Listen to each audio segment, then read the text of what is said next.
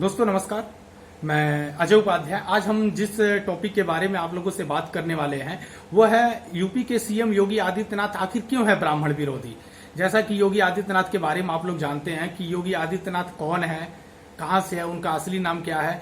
जब वो 2017 में सीएम बने तो उनके बारे में पूरा देश जानने लगा कि ये कौन है। हम संक्षेप में बात करेंगे कि आखिर में जो योगी आदित्यनाथ सीएम जब से बने हैं तब से ब्राह्मणों के साथ इतना अत्याचार क्यों हो रहा है, उसके बारे में हम बात करेंगे कि असली वजह क्या है। शुरू से लास्ट तक हम बात करेंगे।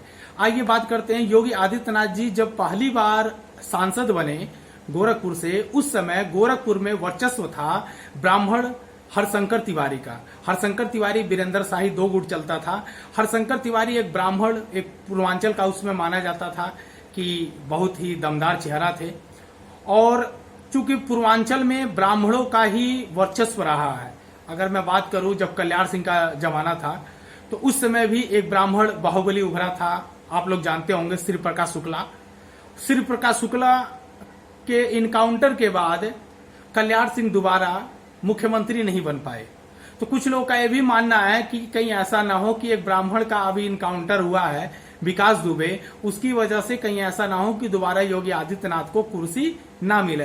क्योंकि अगर एक आंकड़ा देखा जाए तो जब से सीएम योगी आदित्यनाथ जी बने हैं अब तक 600 ब्राह्मणों की हत्या हो चुकी है। संक्षेप में हम उनके बारे में जान लेते हैं। जब योगी आदित्यनाथ जी पहली बार सांसद बने उस समय गोरखपुर में हरशंकर तिवारी का वर्चस्व था।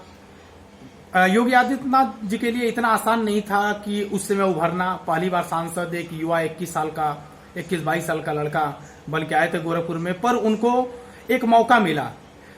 गोरखनाथ मंदिर के एक inter college, Maharana Pratap inter college में पढ़ने वाले एक छात्र ने गोरखपुर में स्थित गोलघर मार्केट में सामान लेने गया।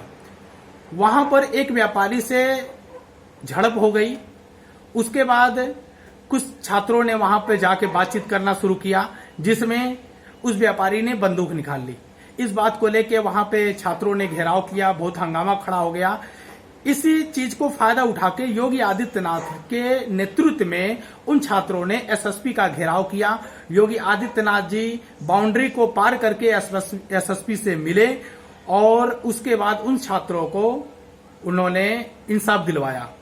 गोरखपुर के छात्रों को लगा कि हमारा एक ऐसा नेता मिल गया है जो हमारा अनुयायी करेगा, जो हमारा नेतृत्व करेगा। गोरखपुर के जो सवर्ण यूथ थे खासकर वो योगी आदित्यनाथ जी के साथ जुड़ गए। योगी आदित्यनाथ जी को पहला मुकाम मिल गया था क्योंकि यूथ का उनको समर्थन मिल गया था। उसके बाद उनका अगला टारगेट था हिंदुओं के यूथ को इकट्ठा करना। तो उन्होंने एक संगठन तैयार किया, एक संगठन बनाया जिसका नाम रखा हिंदू अवाहिनी।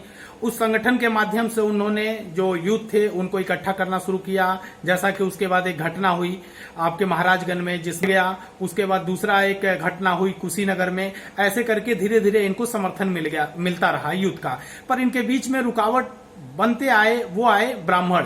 फिर उसी समय आपके एक महाराजगंज क्षेत्र के नौतनवा विधानसभा से अमरमणि त्रिपाठी जो बाहुबली नेता उभर के आए, इनके क्षेत्र में हरशंकर तिवारी हो गए और अमरमणि त्रिपाठी हो गए।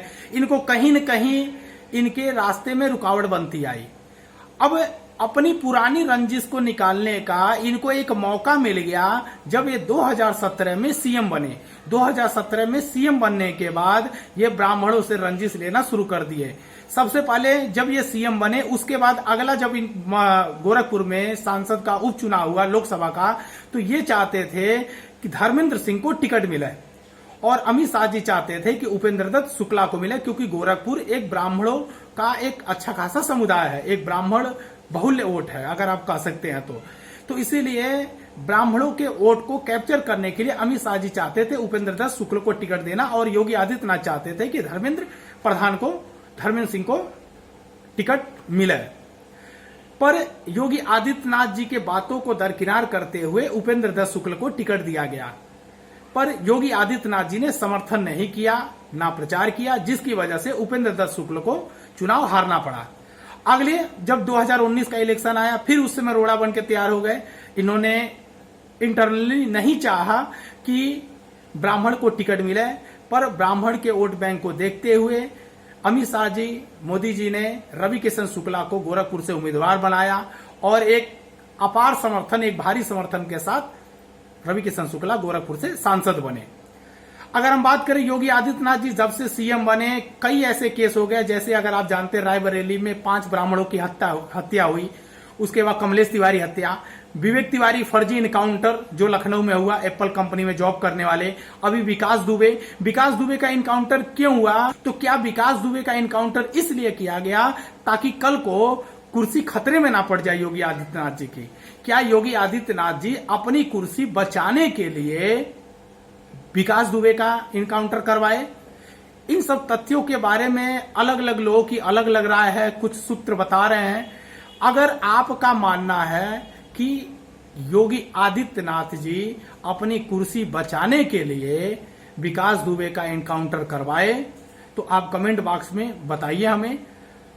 अगर आपको लगता है कि हाँ, यूपी में एक ब्राह्मण विरोधी माहौल चल रहा है तो आप हमें कमेंट करके बताइए। हमारी जो राय थी हमने आपको बता दिया। हमने बता दिया कि जब से सीएम योगी आदित्यनाथ बने हैं केवल ब्राह्मणों की हत्या हो रही है। इसके बारे में आपकी क्या राय है उस पर आप हमें कमेंट करके बताएं। धन्यवाद।